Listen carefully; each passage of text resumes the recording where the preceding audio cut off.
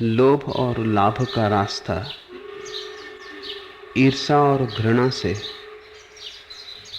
भय और दुश्चिंता से पटा पड़ा है। वह जीवन में जहर घोल के रख देता है। ऐसा मेरे लंबे जीवन का अनुभव है।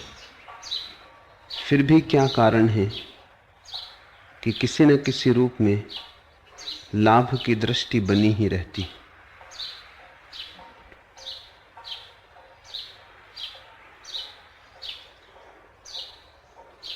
लोभ से जीवन में दुख आया, लोभ से जीवन में जहर मिला, लोभ से जीवन में विपदाएं आईं, कष्ट चिंताएं आईं। अगर ऐसा समझ के लोभ को छोड़ा तो लोभ को नहीं छोड़ा, क्योंकि ये समझ ही लोभ की है। जहां अमृत की आकांक्षा की थी वहां जहर पाया, हानि हुई, लाभ न हुआ। जहां सुख चाहा था वहां दुख मिला, हानि हुई, लाभ न हुआ। सोचा था चैन और सुख और शांति का जीवन होगा, दुश्चिंता से पट गया, हानि हुई, लाभ न हुआ। लोभ में हानि पाई, इसलिए लोभ से छूटने चले। ये तो फिर लोभ के हाथ में ही पड़ जाना हुआ। हानि दिखाई पड़ती है लोभ की दृष्टि को। इसे समझने की कोशिश करना बारीक है। कौन है जिसको दिखाई पड़ता है कि हानि हुई? कौन कहता है तुमसे कि हानि हुई? लोभ, लोभ की वृत्ति ही तुम्हें हानि दिखला रही। अब अगर तुम बच रहे हो, बचना चाहते हो, तो तुम लोभ से नहीं बचना चाह रहे हो। लोभ की दृष्टि ने तुम्हें जो हानि दिखाई, तुम हानि से बचना चाहते हो। अगर लोभ में हानि न होती तो, अगर लोभ से सुख शांति मिली होती तो, अगर लोभ से चिंताएं ना आती, चैन आता तो तुम लोभ को छोड़ते। तुम कहते फिर क्या बात थी छोड़ने की? लोभ के कारण ही तुम लोभ को भी छोड़ने को उत्सुक हो जाते हो। तो ऊपर से लोभ छूटता दिखाई पड़ता है, भीतर से तुम्हें पकड़ लेता है और भी सूक्ष्म हो जाता है। अगर दृष्टि ठीक हो, ठीक दृष्टि का अर्थ है लोभ के ढंग से जीवन को देखो ही मत। तब तुम्हें ऐसा ना लगेगा कि लोभ के कारण जहर मिला।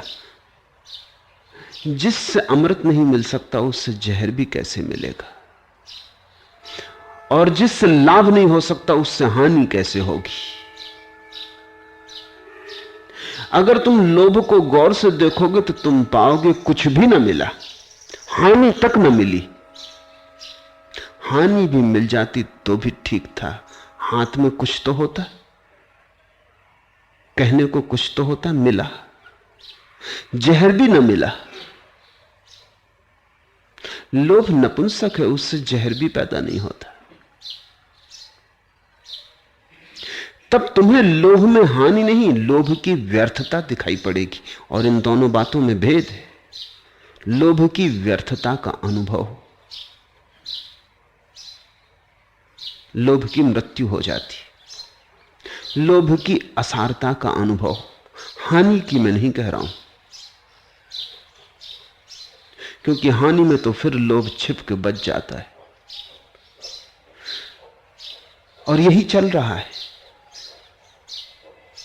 जिन्हें हम धार्मिक लोग कहते हैं वो नए लोभ से पीड़ित हो गए लोग हैं, और कुछ भी नहीं। संसार को व्यर्थ पाया ऐसा नहीं, संसार को हानिपूर्ण पाया तो लाभ के लिए स्वर्ग की तरफ देख रहे हैं। यहां हाथ खाली रह गए, स्वर्ग में भरने की चेष्टा कर रहे हैं। जिंदगी तो गमाई ही गमाई, परलोक को भी गंवाने के लिए अब तैयार है। तुम परलोक में क्या पाना चाहते हो, थोड़ा सोचो। तुम वही पाना चाहते हो जो तुम यहां नहीं पा सके हो। अगर तुम अपने परलोक की बात मुझसे कह दो तो मैं ठीक से जान लूंगा कि इस संसार में तुम्हें क्या क्या नहीं मिला, क्योंकि परलोक परिपूरक है। अगर तुमने यहां सुंदर स्त्री न पाई, जो कि पानी असंभव है, क्योंकि सौंदर्य का कोई वास्ता शरीर से नहीं। यहां अगर तुमने सुंदर पति न पाया, जो कि पाना असंभव है, क्योंकि सौंदर्य तो आत्मिक सुगंध है। जिनके पास आत्मा ही नहीं वे सुंदर कैसे हो सकेंगे? दिख सकते हैं, हो नहीं सकते। तो दूर से दिखाई पड़ेंगे, जब पास आओगे कांटे चुभेंगे। दूर से सौंदर्य जो दिखाई पड़ता था, पास आते ही कुरूपता हो जाता है। और जहां से सुगंध मालूम होती थी, वहां दुर्गंध के अनुभव होने लगते। सुंदर लोगों से जरा दूर रहना, अगर उनको सुंदर ही देखते रहना हो। उनके पास आए तो जल्दी ही सौंदर्य समाप्त हो जाएगा। तो फिर तुम अप्सराओं की कल्पना करोगे स्वर्ग में, देव पुरुषों की कल्पना करोगे, स्वर्ण की उनकी देह, यहां देह को बड़ा दीन और जर्जर पाया, हड्डी मांस मज्जा का पाया, तो तुम वहां स्वर्ण की देह की कल्पना कर रहे हो। यहां तुमने जो नहीं पाया, वही स्वर्ग में तुम वासना कर रहे हो। लोभ ने स्थान बदल लिया, दिशा बदल ली, लोभ गया नहीं। एक जैन मुनि मुझे मिलने आए थे, तो मुझे उन्होंने कहा, इस संसार में सभी क्षणभंगुर, पाना हो तो कुछ स्थायी संपदा पानी चाहिए। उनकी भाषा समझो, वो दुकानदार की भाषा है, साधु की नहीं। संसार में स्थायी संपत्ति की खोज की थी, वो नहीं मिली, क्षणभंगुर पाया। अब वो स्थायी संपत्ति की खोज कर रहे हैं, तुम उन्हें त्यागी कहते हो? संपत्ति की खोज जारी है। इतना ही फर्क पड़ा है कि तुम जरा भोले भाले हो, वो जरा चालाक है। तुम भोले भाले हो, तुम ऐसी संपत्ति के पीछे दौड़ रहे हो जो क्षणभंगुर है, वो जरा चालाक है, होशियार है, वो स्थायी संपत्ति के पीछे दौड़ रहे हैं। तुम मृग मरीचिका के पीछे भटक रहे हो, वो असली संपत्ति के पीछे भटक रहे हैं, लेकिन संपत्ति की दौड़ जारी है। मैं तुमसे कहता हूं, संपत्ति मात्र क्षणभंगुर है। स्वर्ग की हो, पृथ्वी की हो, कुछ भेद नहीं पड़ता। जो बाहर है वो शाश्वत तुम्हारे साथ नहीं हो सकता, और भीतर जो है वही तुम्हारे साथ शाश्वत है। लेकिन उसे संपत्ति की भाषा में बोलना भी ठीक नहीं, क्योंकि वो भाषा लोभ की है। तुम जब सारी संपत्ति की आकांक्षा छोड़ दोगे, संपत्ति मात्र की आकांक्षा छोड़ दोगे, पृथ्वी की और परलोक की सब, तब अचानक तुम पाओगे कि जिसे तुम खोजते थे वो तुम्हारे भीतर मौजूद है। मगर ध्यान रखना, तुम इसे पाने के लिए मत छोड़ना आकांक्षा, नहीं तो ना पा सकोगे, क्योंकि फिर तो लोभ ने ही काम किया। फिर तो तुमने ऊपर ऊपर छोड़ा, भीतर भीतर नहीं छोड़ा। मेरे पास लोग आते, वो ध्यान करते, उनको मैं कहता हूं कि देखो, ध्यान से कुछ आकांक्षा मत रखना, आनंद की, शांति की, अनुभव की कोई आकांक्षा मत रखना, तुम सिर्फ ध्यान करना।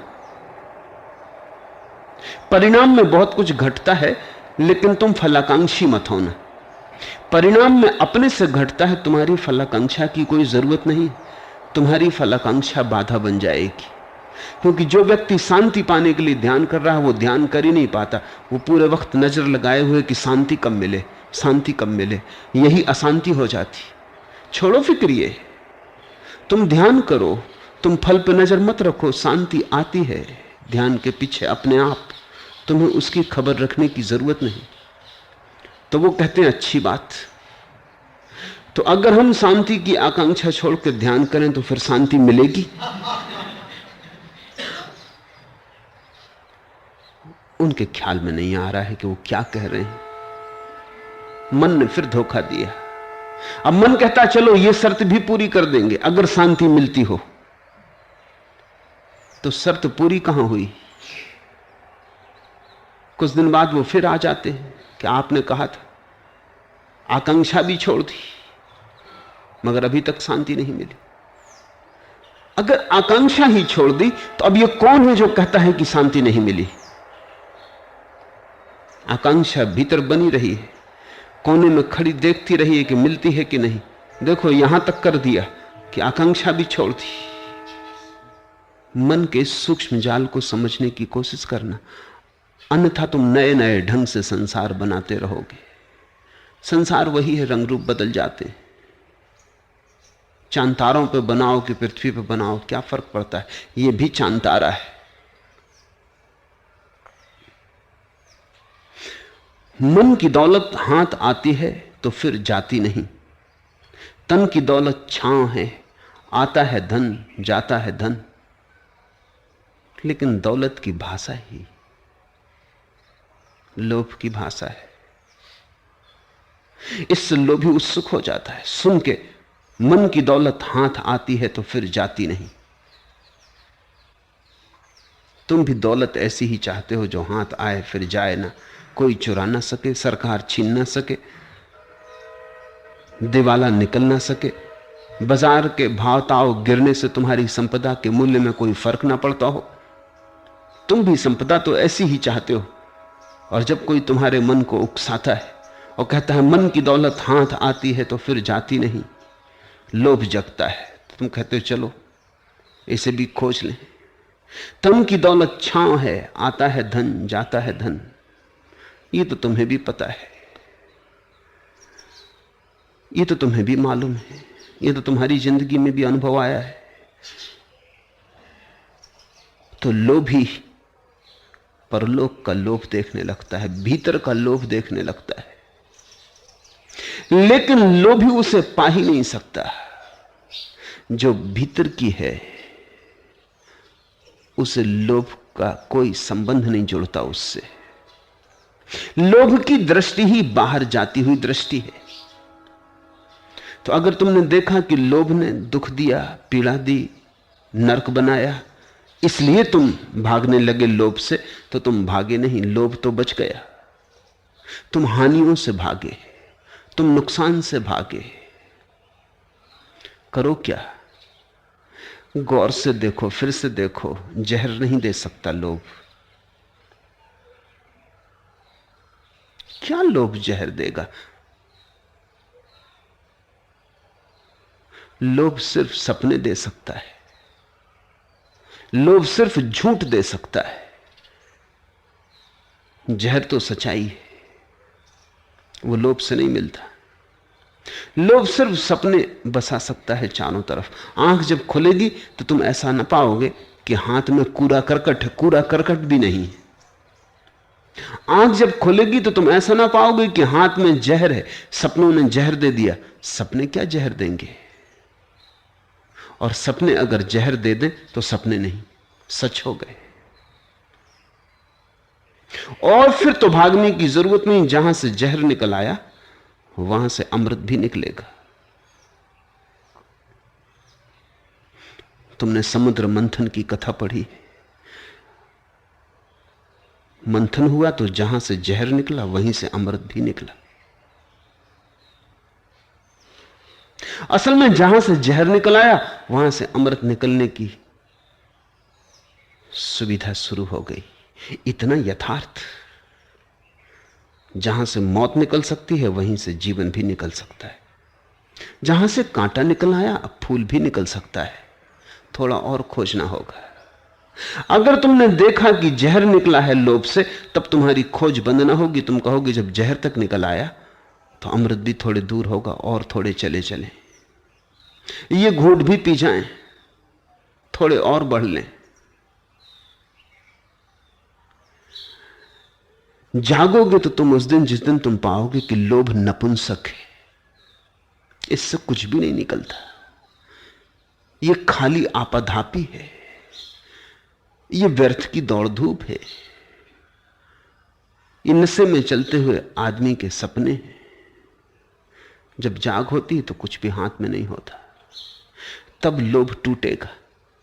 माना कि लोभ और लाभ का रास्ता ईर्षा, घृणा और भय और दुश्चिंता से पटा है, ये लोभ ही बोल रहा है, ये लोभ ही डर रहा है। लोभ कुछ और चाहता था, वैसा ना हुआ, वह जीवन में जहर घोल देता है। ऐसा मेरे लंबे जीवन का अनुभव है, ऐसा लंबे लोभ का अनुभव है। ये लोभ की प्रतीति है, ये जागरण की प्रतीति नहीं, और इसमें भटक जाना बहुत आसान है। अगर इस कारण तुमने लोभ की दुनिया छोड़ने की कोशिश की तो तुम लोभ को कहीं और आरोपित कर लोगे। तुम दान करोगे लेकिन स्वर्ग में मांग करोगे, तुम बदला चाहोगे। तुम सेवा करोगे तो तुम प्रतीक्षा करोगे कि कब अमृत की वर्षा मेरे ऊपर हो। लोभ बड़ा कुशल है, बच गया, छिप गया भीतर, और अब उसने जो छांव अपने लिए बनाई है वो ज्यादा देर टिकेगी। अब तो तुम बहुत ही सजग होगे तो ही समझ पाओगे। संसार में जो लोभ की यात्रा चलती है वो तो मूढ़ भी समझ लेते, बड़ी स्थूल है, लेकिन परलोक के नाम से जो लोभ की यात्रा चलती बड़ी सूक्ष्म है। तुम्हारे तथाकथित बुद्धिमान भी नहीं समझ पाते। कोई कभी हजारों में एक जाग पाता है और देख पाता है।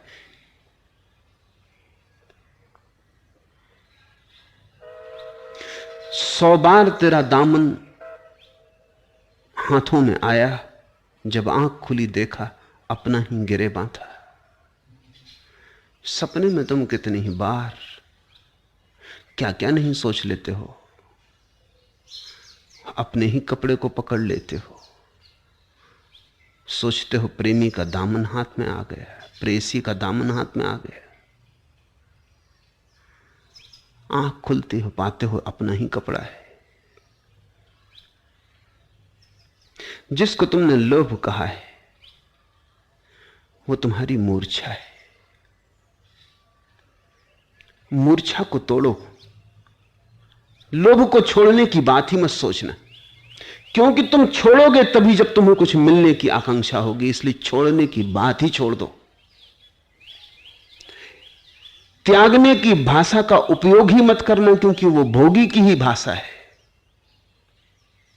वो भोगी ही शीर्षासन कर रहा है। अब पहले पैर के बल खड़ा था, अब सिर के बल खड़ा हो गया, वो है भोगी ही। पहले गिनता था तिजोरी में कितने रुपए हैं, अब गिनती रखता है कि कितने त्यागे। पहले गिनता था, अब भी गिनता है। गिनती में कोई फर्क नहीं पड़ा है। पहले सिक्के स्थूल थे, अब बड़े सूक्ष्म हो गए। तुम जाके देखो तुम्हारे मंदिरों में बैठे हुए साधु सन्यासियों को, हिसाब रखे बैठे, डायरी भरते हैं कितने उपवास किए, इस वर्ष कितने उपवास किए।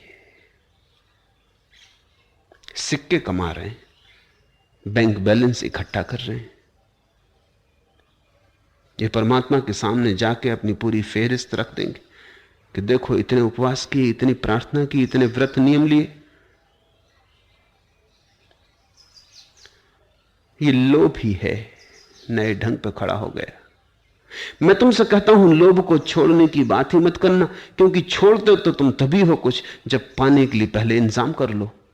तुम पूछोगे छोड़ें किस लिए?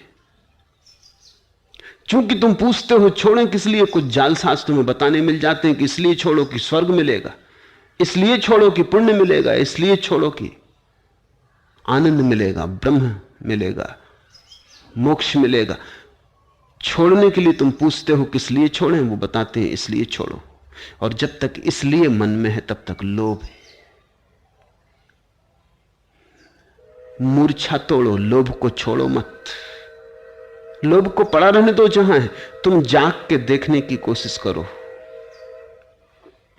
जैसे जैसे तुम जागोगे लोभ छोड़ना ना पड़ेगा। लोभ ऐसे ही विदा हो जाता है, जैसे दिया जल जाए तो अंधेरा विदा हो जाता है। कोई अंधेरे को छोड़ता है? दिया जला के फिर तुम क्या करते हो? अंधेरे को बाहर फेंकने जाते हो? दिया जला के फिर तुम क्या करते हो? अंधेरे का त्याग करते हो? दिया जल गया, बात पूरी हो गई, अंधेरा नहीं है। होश जग गया, बात पूरी हो गई, लोभ नहीं है। लोभ को छोड़ना नहीं है, जागकर लोभ को देखना है। बस उस दृष्टि में ही लोभ तिरोधान हो जाता है, तिरोहित हो जाता है। उस आंख को खोजो जहां अंधकार दिए के सामने आ जाता है। उस आंख को खोजो। अभी तुमने जो भी देखा है, कभी देखा कि लोभ में बड़ा रस है, कभी देखा कुछ रस नहीं, हानि हानि है। कभी देखा कि लोभ में बड़े फायदे हैं, फिर पाया कि बड़ी हानियां हैं। मगर लोभ में कुछ है, और जब तक लोभ में कुछ है तुम उससे मुक्त ना हो सकोगे। जब तक तुम मानते हो अंधेरे में कुछ है, तब तक तुम मुक्त ना हो सकोगे। अंधेरे में कुछ भी नहीं, अंधेरा बिल्कुल खाली है, अंधेरे का कोई अस्तित्व नहीं, अंधेरा है ही नहीं। अगर ठीक से समझना चाहो तो अंधेरा केवल प्रकाश का अभाव है। अंधेरा अपने में नहीं है, सिर्फ प्रकाश के न होने में। लोभ भी बोध का अभाव है। लोभ अपने में कुछ भी नहीं, इधर बोध आया उधर लोभ गया। अभी तुमने जो अनुभव लिया है लोभ का, वो लोभ का ही सार निचोड़ है। वह रोशनी क्या बनेगी रहमत जो धूप को साथ ला रही हो। वह रोशनी क्या बनेगी रहमत जो धूप को साथ ला रही हो। वह साया क्या साथ देगा जिंदगी को जन्म लिया जिसने तीरगी में। अंधेरे में ही जिस छाया का जन्म हुआ हो, अंधेरे से ही जो छाया पैदा हुई हो, वो जिंदगी का साथ ना दे पाएगी। और उस रोशनी से तुम्हारा मार्ग खुलेगा नहीं, आलोकित ना होगा, जिसके साथ कड़ी धूप भी साथ आ रही। वह रोशनी क्या बनेगी रहमत, उससे तुम्हारे ऊपर करुणा की वर्षा न होगी। जो धूप को साथ ला रही हो, तो तुम अपने अनुभवों को गौर से देखना। लोभ में पीड़ा हुई, लोभ में दुख पाया, दुख पाने के कारण तुम लोभ छोड़ना चाहते हो। लोभ को तुमने नहीं छोड़ा अभी, और न तुमने लोभ को जाना। लोभ की असफलता के कारण छोड़ना चाहते हो। यह असफलता वैसी ही है जैसे ईसप की कथा में लोमड़ी बहुत उछली कूदी, अंगूर पाने को और न पा सकी। किसी को पता न चल जाए ये असफलता। उसने चारों तरफ देखा, एक खरगोश छिपा बैठा था झाड़ी में। उसने कहा, मौसी क्या मामला है? सोचा था अकेली है, झंझट नहीं, किसी को पता भी ना चलेगा। अभी इसको पता चल गया, ये खरगोश अभी सारे जंगल में खबर कर देगा। उसने कहा, कुछ भी नहीं, अंगूर खट्टे। पहुंच पाई ही नहीं अंगूरों तक। लेकिन अहंकार यह भी मानने को तैयार नहीं होता कि हम असफल हुए। अहंकार कहता है अंगूर खट्टे हैं, चाहते तो हमारे हाथ में थे, पर खट्टे थे इसलिए छोड़ दिए।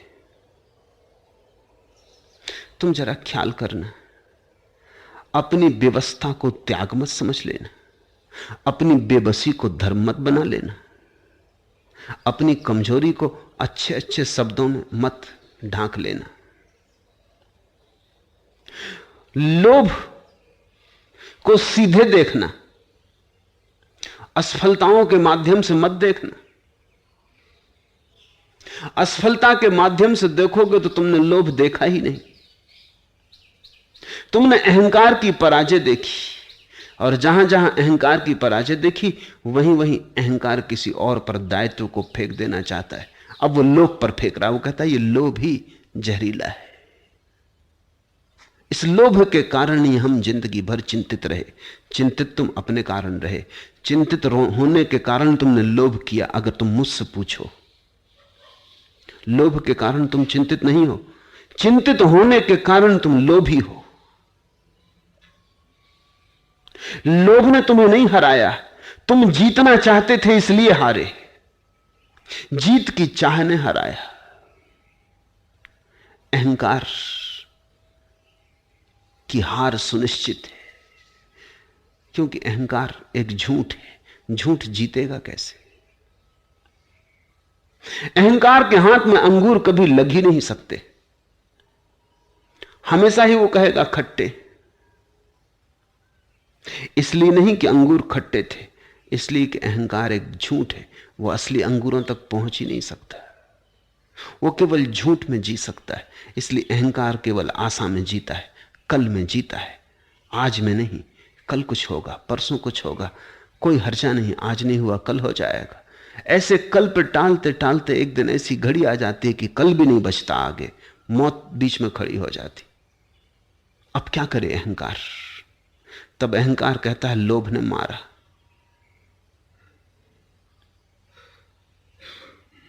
लोभ पाप का बाप बखाना, अहंकार कहता है। एक साधु ने मुझे एक कहानी सुनाई।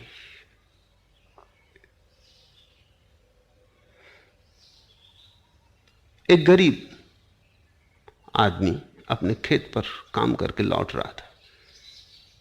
उसने झाड़ी में रुपयों की खनकार सुनी। उसने झांक के देखा, एक सन्यासी सिक्के गिन रहा। वो सुनता रहा चुपचाप खड़ा। 100 सिक्के सन्यासी ने साफे बाम में बांधे, साफा लगाया। वो गरीब आदमी उसके पास आया, उसके पैर छुए, कहा महाराज सौभाग्य से दर्शन हो गए, घर चले, भोजन स्वीकार करें। सन्यासी ने कहा बेटा ऐसे तो हम घर गृहस्थियों के घर भोजन स्वीकार करते नहीं, लेकिन जब तुमने इतने प्रेम से कहा है तो इनकार भी नहीं कर सकते।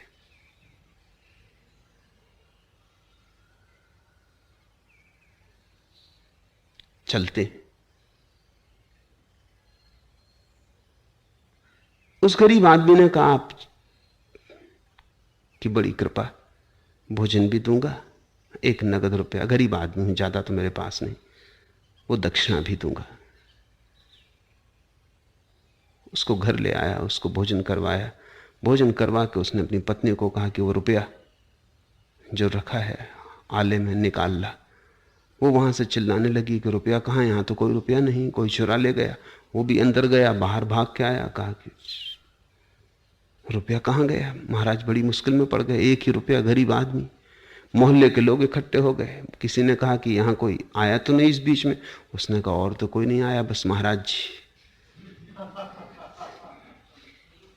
मगर उनका तो कोई सवाल ही नहीं, शक की बात ही नहीं। पर लोगों ने कहा छोड़ो, भी आजकल साधु बड़े उचक के लफंगे सब तरह के हो गए, खाना तलाशी लेना पड़ेगी। तो उन्होंने खाना तलाशी ली, सब देख डाला, साफा तो किसी को ख्याल भी ना आया। तो उस गरीब आदमी ने कहा कि बस बहुत हो गया, कोई साफा मत उतार लेना। तो एक आदमी ने झटक के साफा भी उतार लिया। वो 100 रुपये वहां से गिर पड़े।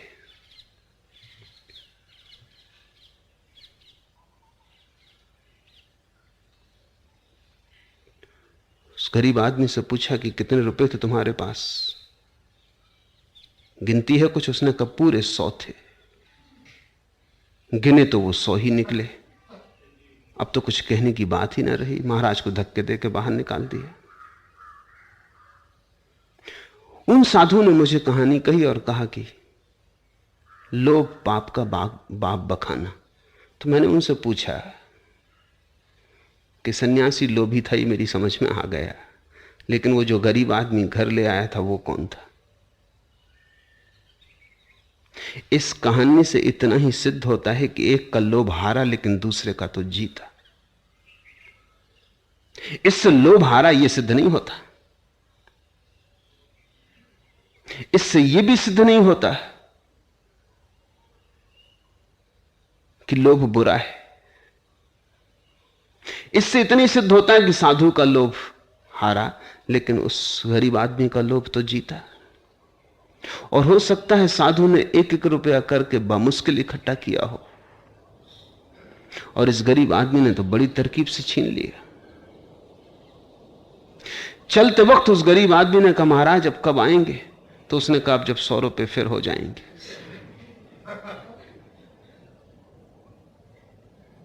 मैंने उन साधु को पूछा कि आप ये कहानी कह के क्या कहना चाहते थे? साधुओं की कहानी में अक्सर गौर से सुनता रहा हूं, क्योंकि उससे उनका मंतव्य जाहिर होता है और उनकी मूढ़ता भी जाहिर होती है। साधुओं की कही गई कहानियों में अक्सर ही मूढ़ता के दर्शन होते हैं। अब ये निपट मूढ़ता की बात हुई, एक का लोभ हारा एक का जीत गया। इसे तुम थोड़ा सोचो। अगर तुम्हारा लोभ हार गया हो तो जरूर किसी का जीता होगा, नहीं तो हारेगा कैसे? अगर तुमने जीवन भर पाया कि तुम्हारा लोभ हार बन गया तो जरूर किन्हीं और के लोभ जीत बन गए होंगे। अगर तुम पराजित हुए हो तो कोई जीता होगा, अगर तुमने सिंहासन गंवाया है तो कोई बैठा होगा। तुम्हें अगर अंगूर हाथ न लगे तो किसी को लग गए होंगे। यह पराजय लोभ की है या अहंकार की? यह विषाद लोभ का है या अहंकार का है?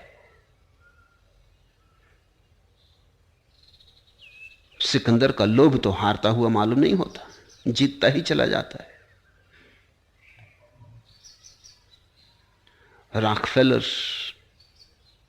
या बिरला के लोभ तो हारते हुए मालूम नहीं पड़ते, जीतते ही चले जाते। तुम्हारा हार गया होगा, इससे लोभ हार गया यह सिद्ध नहीं होता। इससे केवल इतना ही सिद्ध होता है कि लोभ के जीतने के लिए जितनी जरूरत थी वो तुम न जुटा पाए। और तुम भी ये भली भांति जानते हो, लेकिन यह कहने में भी मन को पीड़ा होती है कि अंगूरों तक मैं न पहुंच पाया। तो तुम कहते हो अंगूर खट्टे हैं, सारी जिंदगी खटास से भर गई। अंगूर चखे ही नहीं, लोभ जीता ही नहीं। जो अंगूर चखे ही नहीं वो तुम्हारी जिंदगी को खटास से कैसे भर जाएंगे? और ध्यान रखना, जो अंगूर खट्टे हों तो आज नहीं कल पक भी जाते हैं, मीठे हो जाते। जहां खटास है वहां मिठास पैदा हो सकती। खटास मिठास का पहला कदम। खटास दुश्मन नहीं है मिठास की। अगर तुम्हें स्वाद में थोड़ा रस है तो तुम समझोगे कि जिस मिठास में खटास नहीं या जिस खटास में मिठास नहीं उसमें कुछ अधूरापन है। जब कोई चीज खट्टी और मीठी दोनों साथ साथ होती है तब उसके रस की गहराई ही बहुत हो जाती। नहीं, लोभ का अनुभव नहीं है, ये हार का अनुभव है। और भीतर लोभ मौजूद बैठा है और लोभ ही कह रहा है कि चलो यहां हार गए, कहीं और जीत के तंबू गाड़ दें। इस संसार में विजय यात्रा न हो सकी, चलो परलोक की विजय यात्रा कर लें। मगर ध्यान रखना, संसार में अगर हार गए तो निर्वाण में न जीत सकोगे। ये छोटे छोटे क्षुद्र अंगूर भी तुम न पहुंच पाए तो तुमने निर्वाण के अंगूर क्या इनसे कमजोर समझे, इनसे नीचे समझे? अगर यहां थोड़ा मोड़ा इंतजाम करना था वो भी ना हो पाया तो उस विराट आयोजन को तुम कर पाओगे? ठीक से समझना, जो सिकंदर भी ना हो पाया वो बुद्ध ना हो पाएगा। बुद्धत्व तो और भी ऊंचे आकाश के अंगूरों का तोड़ लेना है, वो तो आखिरी छलांग है। इसलिए अक्सर ऐसा हो जाता है कि जिंदगी से हारे थके हुए लोग धार्मिक बन जाते हैं। उनके कारण धर्म मुर्दा होता है, धर्म के कारण वे जीवित नहीं हो पाते, उनके कारण धर्म मुर्दा हो जाता। उनकी हारी थकी आत्माएं, उदास और विषाद से दबी आत्माएं मंदिरों को भी उदास कर देती हैं, उत्सव खो जाते।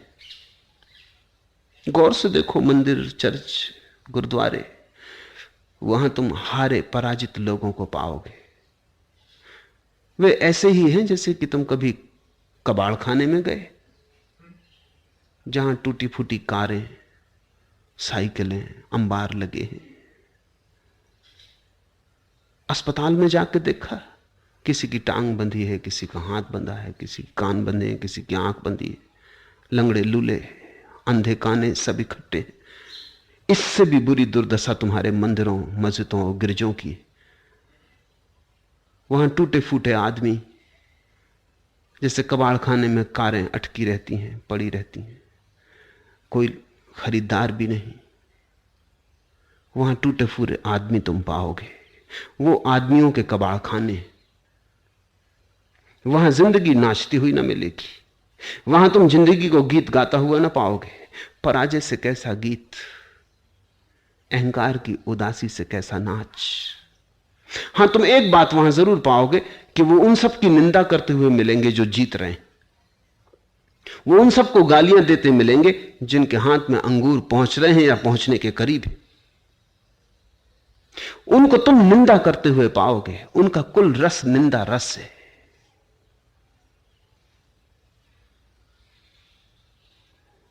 शास्त्रज्ञों ने 9 रस गिनाए हैं, निंदा को क्यों छोड़ दिया पता नहीं। साधु सन्यासियों का तो रस ही वही है, निंदा। सारा संसार गलत है, पापी, सारा संसार नरक की तरफ जा रहा है। ये वो बदला ले रहे हैं तुमसे। तुमने उन्हें हराया, तुमने उन्हें मिटाया, तुमने उनकी पहुंच को पहुंचने न दिया, तुमने उनके हाथ अंगूरों तक न पहुंचने दिए। अब उन्होंने अपने अहंकार के लिए नई सुरक्षा कर ली। अंगूर खट्टे हैं और तुम नासमझ हो, इसलिए अंगूरों के पीछे पड़े हो। हम इस क्षणभंगुर संपदा की खोज नहीं करते, हम शाश्वत की खोज कर रहे हैं। हम तो नित्य संपदा की खोज कर रहे हैं। हम कंकड़ पत्थरों की खोज नहीं करते। मगर तुम कंकड़ पत्थर पाने में भी हार गए। जिन हीरे जवाहरातों की तुम बातें कर रहे हो, वो कहीं मन का समझाना तो नहीं, सांत्वना तो नहीं, और दिखाई कहीं भी नहीं पड़ता कि तुम्हारे जीवन में कोई किरण उतर रही हो। तो मैं तुमसे कहता हूं, लोभ की हार को तुम लोभ की समझ मत समझ लेना। लोभ की पराजय को तुम त्याग का आवरण मत दे देना। बहुत धोखा संभव है, और जितने सूक्ष्म जगत में प्रवेश करते हो उतने ही धोखे बारीक होते चले जाते। तुम्हारे भोग की पराजय कहीं त्याग का आवरण लेके फिर न बच जाए। तुम भोग को ठीक से देख लेना, पराजय की फिक्र छोड़ो।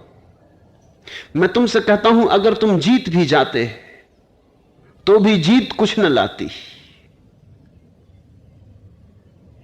तुम जीते हुए आदमियों से पूछो, बुद्ध महावीर से पूछो, सब था उनके पास। लोभ उनका हारा हुआ न था, याद रखना, जीता हुआ था। साम्राज्य था, धन दौलत थी, घर द्वार था, सुंदर पत्नियां थी, सुंदर बच्चे थे, सब कुछ था, भरा पूरा था। हाथ में अंगूर थे, और इन अंगूरों को छोड़कर वो चल पड़े। और अंगूर खट्टे थे ऐसा भी नहीं, मीठे थे। अब बुद्ध अगर खोजें भी तो यशोधरा से सुंदर पत्नी खोज पाएंगे। अंगूर मीठे थे, मैं कहता हूं।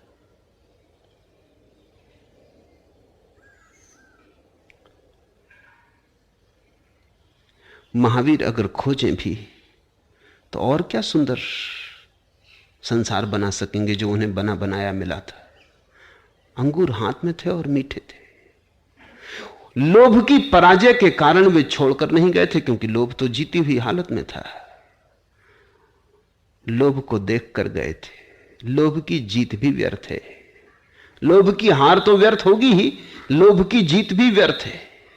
लोभ का जहर तो व्यर्थ होगा ही, लोभ का अमृत भी व्यर्थ है, क्योंकि दोनों ही सपने हैं। जागने पे पता चलता है दोनों ही व्यर्थ हैं। असली बात जाग है, जागरण है।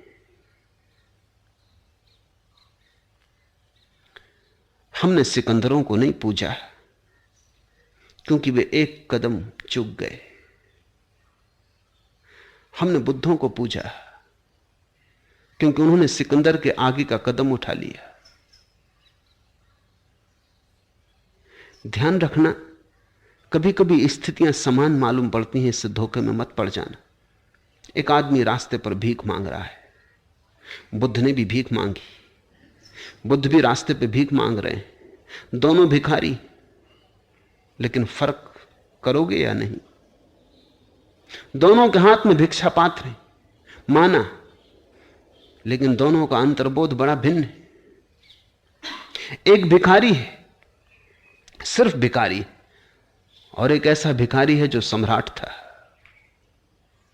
एक ऐसा भिखारी है जिसने व्यर्थता जानी है सबकी, और एक ऐसा भिखारी है जो अभी भी कौड़ी कौड़ी इकट्ठी करके सम्राट होने की चेष्टा में लगा है। दोनों एक से मालूम पड़ते हैं। यह हालत ऐसी है जैसे कि तुम सीढ़ियों से जा रहे हो, 20 सीढ़ियां हैं, तुम 10वीं सीढ़ी पे पहुंच गए हो और कोई सीढ़ियों से उतर रहा है। 20 सीढ़ियां हैं और वो भी 10वीं सीढ़ी पे आ गया। तुम दोनों एक ही सीढ़ी पे खड़े हो, लेकिन एक उतर रहा है, एक चढ़ रहा है। एक ही सीढ़ी पे खड़े होने से भ्रम में मत पड़ जाना कि तुम एक ही जगह हो। एक उतर रहा है, एक चढ़ रहा है। बुद्ध उतर आए हैं सिंहासन से, भिखारी चढ़ने की कोशिश कर रहा है। जन्म जन्म लगेंगे उसे शायद कभी चढ़ पाए। दोनों भिक्षा के पात्र लिए खड़े हैं एक ही जगह, बड़े भिन्न है उनकी दशा। बुद्ध जाग गए, सिंहासन की व्यर्थता दिखाई पड़ गई है। यह भिखारी अभी सोया हुआ है, अभी यह सिंहासन बनाने के सपने देख रहा है। हार कर मत भागना, क्योंकि हार के अगर यह भिखारी बुद्ध के साथ हो ले, जिसकी बहुत संभावना है, क्योंकि इसको लगे कि क्या सार, जब बुद्ध सब कुछ छोड़ के आ गए तो क्या सार, तो मैं भी साथ हो लूं, ये भी साथ हो ले, मगर इसका साथ होना बहुत सार्थक ना हो पाएगा। इसकी चित्त दशा अलग है। ये जो कहेगा अपने मन में यही कहेगा कि लोभ में चिंता है, लोभ में हानि है, लोभ में कोई सार नहीं, लोभ में ऐसा है, लोभ में वैसा है। ये समझाएगा अपने को, ये रहेगा मूर्छित। लोभ इसे अभी भी सार्थक है, सार्थकता को दबाने के लिए कहेगा लोभ जहरीला है, लोभ पाप है। अपने को घबराने के लिए कहेगा कि अगर लोभ में पड़ा तो नरक में जाना पड़ेगा, अगर लोभ से बचा तो मैं भी स्वर्ग जाऊंगा। ये नए लोभ बनाएगा, पुराने लोभों के प्रति भय खड़े करेगा। लेकिन बुद्ध के भीतर की दशा और है, लोभ के प्रति कोई विरोध नहीं है। अब लोभ विरोध के योग्य भी नहीं है, इसलिए तो मैं कहता हूं संसार छोड़ने के योग्य भी नहीं है। इतना भी मूल्य मत दो, यह भी बड़ा मूल्य हो जाएगा कि छोड़ें, इस लायक भी नहीं है, कोरा सपना है। आंख खोलो, जाना कहीं भी नहीं।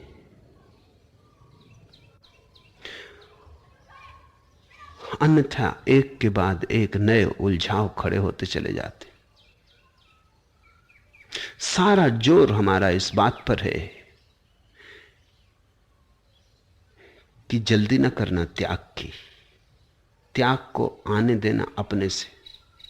जब अपने से आता है तो परम सुंदर है, जब तुम थोप लेते हो तो कुरूप हो जाता है। जब सहज स्फूर्त होता है तो उसके लावण्य की बात ही नहीं, वो इस पृथ्वी का नहीं होता। किसी और ही लोक की किरण उतर आती है तुम्हारे अंधकार में, तुम आलोकित हो जाते हो। जब तुम छोड़ते हो तो तुम ही हो। तुम्हारा छोड़ा हुआ बहुत दूर नहीं ले जाता। पकने दो, जल्दी ना करो। फल पक के अपने से गिर जाते हैं। स्वीकार करो, जहां हो जैसे हो। लोभ है तो लोभ, भय है तो भय, स्वीकार करो। बस इतना ही ख्याल रखो कि धीरे धीरे जाग कर देखो। दौड़ते रहो लोभ की दुनिया में, मगर धीरे धीरे जाग के दौड़ने लगो। एक दिन अचानक तुम पाओगे ठिठक के खड़े हो गए हो। ऐसा नहीं कि तुम्हें अपने को रोकना पड़ा है, बल्कि ऐसा कि जैसे पेट्रोल ही चुक गया है, गाड़ी ठिठक के खड़ी हो गई, ब्रेक नहीं लगाने पड़े। मूर्छा चुक गई, ईंधन चुक गया, अचानक तुम खड़े हो गए हो। उस खड़े होने के सौंदर्य को, उस खड़े होने की महिमा को ही त्याग कहा जा सकता है।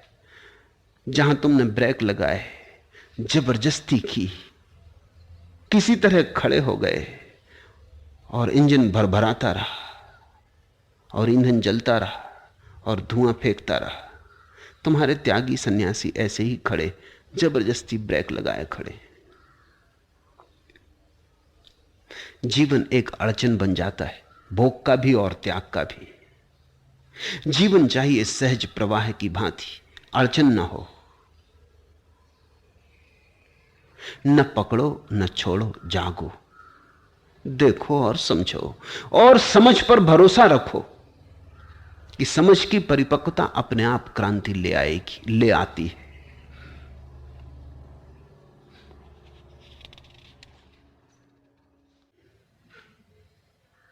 और असली परमात्मा तब प्रकट होता है जब तुम्हारी लोभ की यह दृष्टि, तुम्हारा हिसाब किताब गिर जाता है।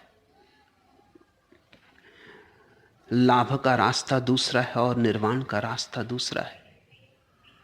निर्वाण का क्या है रास्ता? फिर पक्षी गीत गा रहे हैं, पूछो लाभ क्या है?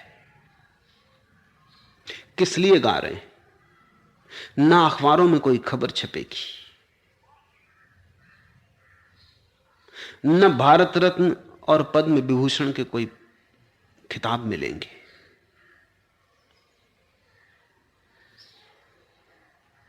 न कोई विश्वविद्यालय उपाधियां देंगे, न बैंकों में हिसाब बढ़ेगा। पूछो पक्षी गीत क्यों गा रहे हैं?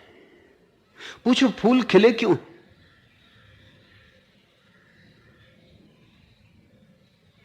कोई उत्तर ना आएगा। फूल खिले हैं खिलने के लिए, पक्षी गीत गा रहे हैं गीत गाने के लिए। गीत गाना इतना अपरसीम आनंद है, अपने आप में अंत है, साध्य है, साधन नहीं। फूल का खिलना परिसमाप्ति है, आखिरी मंजिल है, उसके पार और कुछ भी नहीं। लोभ का रास्ता हमेशा हर चीज को साधन बना लेता है। निर्वाण का रास्ता प्रत्येक चीज को साध्य मानता है। कोई चीज किसी और का साधन नहीं, तुम तो हर चीज को साधन बना लेते हो। मां अगर बेटे को प्रेम भी कर रही तो आशाएं बांध रही, बड़ा होगा, धन कमाएगा, बस चूक गए तुम। वही बेटे के प्रति प्रेम निर्वाण का रास्ता भी हो सकता था। पत्नी पति को प्रेम कर रही, कभी कभी अति से प्रेम करने लगती है तो पति डर जाता है, जरूर जेब में हाथ डालेगी।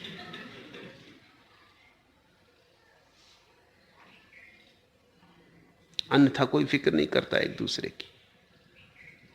जब कुछ काम लेना हो, नए गहने बनवाने हो, नई साड़ियां खरीदनी हो, तब पति के प्रति पत्नी अति से प्रेम से भराती। प्रेम भी साधन हो गया, निर्वाण न रहा।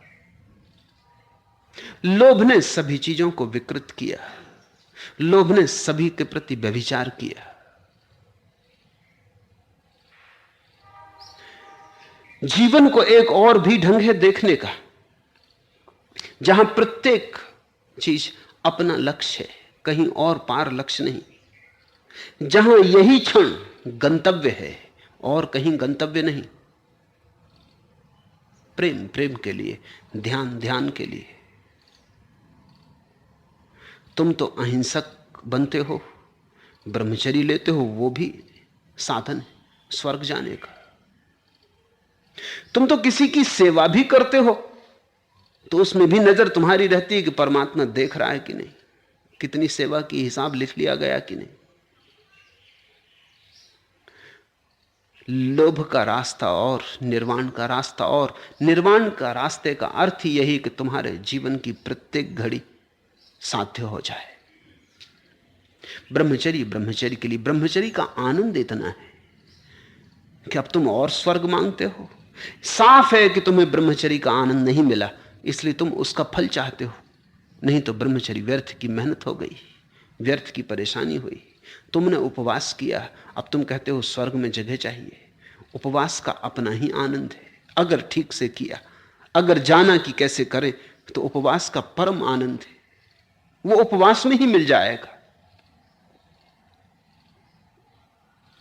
वो शांति, वो सरलता जो उपवास की घड़ियों में घटती है, वो निर्भर हो जाना, पंख लग जाना जो उपवास की घड़ियों में घटते हैं।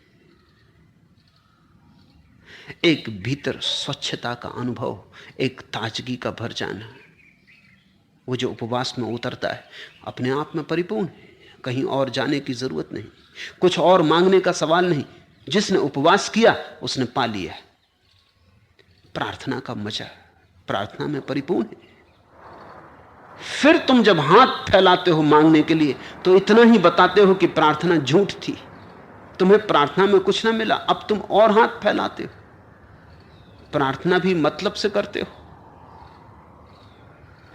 प्रार्थना भी तरकीब थी परमात्मा को फुसलाने की।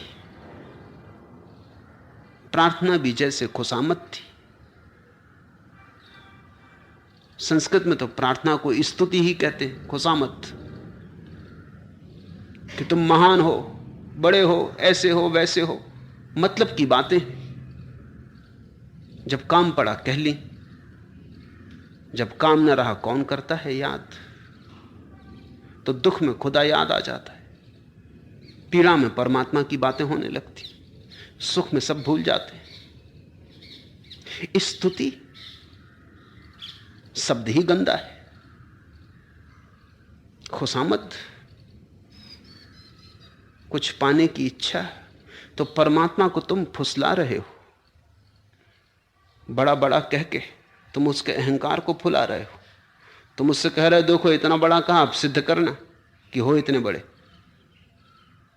तो प्रार्थना जब पूरी कर दोगे तो सिद्ध हो जाएगा कि जरूर बड़े हो, फिर और बड़ा कहेंगे। तुम खेल किससे खेल रहे हो? तुम अपनी मूर्खता परमात्मा के भीतर भी डाल रहे हो। तुमसे इसी तरह काम चलता है। तुमसे जब किसी को काम लेना होता तो वो कहता आहा तुम जैसा कोई आदमी नहीं, महात्मा हो। सब बातें करके वो कहता है 5 रुपया उधार चाहिए। अब तुम जरा मुश्किल में पड़ते हो क्योंकि इसने महात्मा भी कहा। अब इज्जत का भी सवाल है। अब 5 रुपए के पीछे कोई महात्मापन खोता है। अब दे ही दो, ज्यादा से ज्यादा ले ही जाएगा। उसने भी इसलिए कहा। दे दोगे तो वो भी मुस्कुराएगा सीढ़ियां उतर के कि खूब बनाया। मतलब था। तुम अहंकार की भाषा समझते हो तो तुम सोचते हो परमात्मा भी अहंकार की भाषा समझेगा। निर्वाण का रास्ता नहीं, लोभ का रास्ता है। प्रार्थना तो इतनी सुंदर है अपने में, इतनी पूरी है अपने में, परिपूर्ण है। उससे ज्यादा और पूर्णता कुछ हो नहीं सकती। जो नाच लिया प्रार्थना में, जो गीत गा लिया, उस पर वर्षा हो गई अमृत की। वो भर गया, उसकी झोली भरी है। झोली फैलाने की जरूरत नहीं है। प्रार्थना के बाद प्रार्थना का फल नहीं है, प्रार्थना में है। प्रार्थना में अंतर्निहित है। इसलिए तो भक्ति सूत्र में नारद ने कहा भक्ति अपना फल है, साधन नहीं, साध्य है। लेकिन तुम अगर लोभ से भरे रहे तो तुम प्रार्थना भी कर लोगे, वर्षा हो भी जाएगी और तुम अछूते रह जाओगे। परमात्मा द्वार पे भी आ जाएगा, तुम्हारी नजर उसकी जेब पे ही लगी रहेगी, तुम परमात्मा के हृदय में प्रवेश ना पा सकोगे। किरण आफताब की दस्त दर पे तपिश छिड़क के चली गई। सूरज की किरण तुम्हारे द्वार पर भी आएगी, अपनी ऊष्मा अपनी गर्मी छिड़क के चली भी जाएगी। किरण आफताब की दस्त दर पे तपिश छिड़क के चली गई, मगर एक जइए मई फैल जो बुझा रहा सो बुझा रहा। लेकिन तुम बुझे के बुझे रहे। तुम अपने अहंकार में, अपने संकोच में, अपने लोभ में दबे रहे सो दबे रहे। किरण आई भी और गई भी। सारी बदलाहट लोभ से निर्वाण के रास्ते पर है। उससे बड़ा और कोई इनकलाब नहीं, कोई और बड़ी क्रांति नहीं।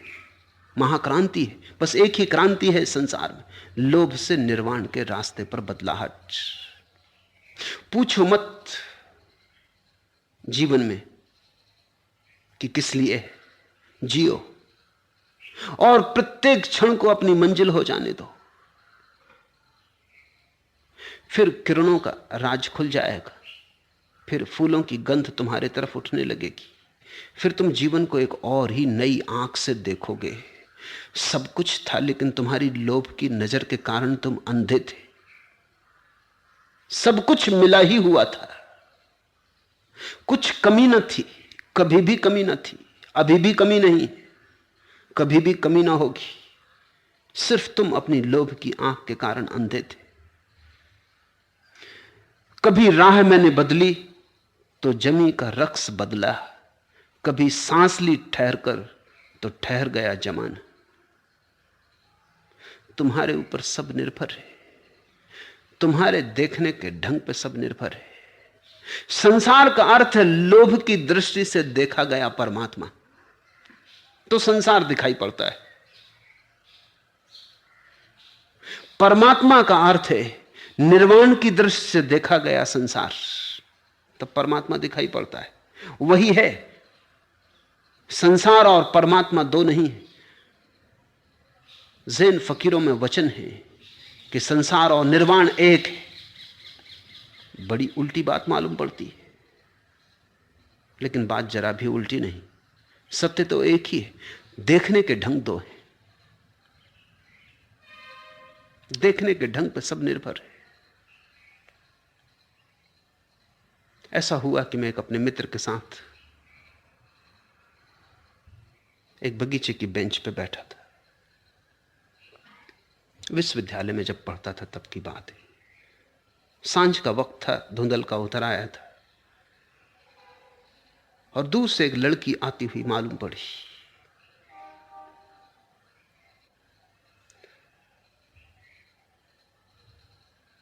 उस मित्र ने उस लड़की की तरफ कुछ वासना भरी बातें कही। जैसे जैसे लड़की करीब आने लगी वो थोड़ा बेचैन हुआ। मैं पूछा कि मामला क्या है, तुम थोड़े लड़खड़ा गए। उसने कहा कि थोड़ा रुके, मुझे डर है कि कहीं ये मेरी बहन ना हो।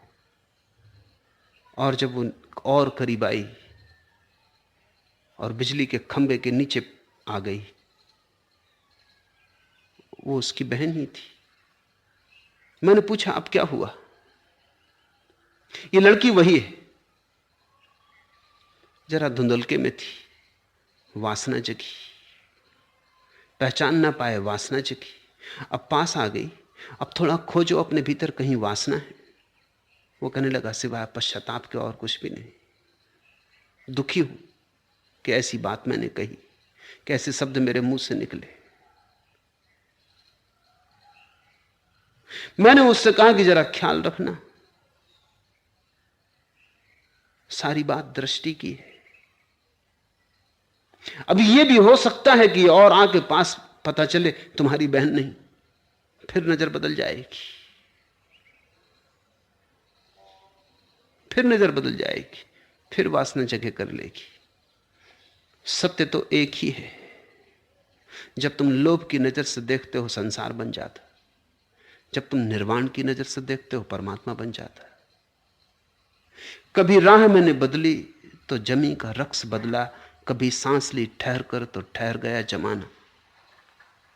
ये जो तुम्हें इतनी चहल पहल दुनिया में दिखाई पड़ती है, जो इतना उपद्रव दिखाई पड़ता है, ये भी इसलिए दिखाई पड़ता है कि तुम भीतर उपद्रव में हो। अगर वहां सब शांत हो जाए, तुम अचानक पाओगे कि सब तरफ शांति ही शांति है।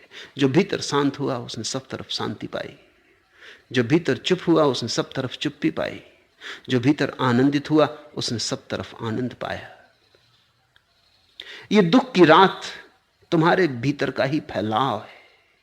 ये नरक तुमने ही बोया है, तुम्हारी ही दृष्टि का फल है। इसको बदलना नहीं, अपनी दृष्टि को बदल लेना है। दृष्टि के बदलते ही सृष्टि बदल जाती। रूह मुतरिब में नए राग ने अंगड़ाई ली, साज महरूम था जिस धुन पे वह धुन जाग पड़ी। पर्दे सांस से तूफान सदा फूट पड़ा, रक्स की ताल में एक आल में नौ झूम उठा। जैसे वीणा रखी है अनछुई और तुमने अंगुलियों से इशारा किया, सोया हुआ राग फूट पड़ा।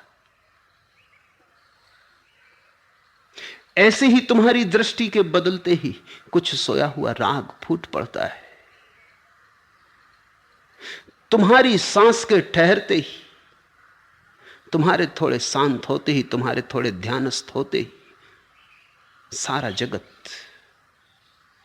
एक दूसरा ही रहस्य हो जाता है। रूह मुतरिम में नए राग ने अंगड़ाई ली, साज महरूम था जिस धुन पर वह धुन जाग पड़ी। अभी तक तुम ऐसे हो जैसे सितार सोया हो, किसी ने छेड़ा ना हो। अभी तक तुम ऐसे हो जैसे रात हो और सुबह न हुई हो। पर्दे सांस से तूफान सदा फूट पड़ा, रक्स की ताल में एक आल में नो झूम उठा। इधर भीतर तुम नाचे कि सारा संसार तुम्हारे चारों तरफ नाचने लगता है। इधर तुम कृष्ण हुए कि उधर रास सजा। आज की सुबह मेरे कैफ का अंदाज न कर, दिल वीरा में अजब अंजुमन आराई है। तब तुम कह सकोगे कि हिसाब मत लगाओ, ये जो सुबह आई, ये जो राग नया फूटा, अब अंदाज मत लगाओ मेरे मस्ती का, कोई अंदाज नहीं लग सकता। आज की सुबह मेरे कैफ का अंदाज न कर, दिल वीरा में अजब की अंजुमन आराई। सूखे रेगिस्तान में हृदय के वसंत का आगमन हुआ है। धर्म इस वसंत की खोज, निर्वाण की दृष्टि उसे पाने का सूत्र है।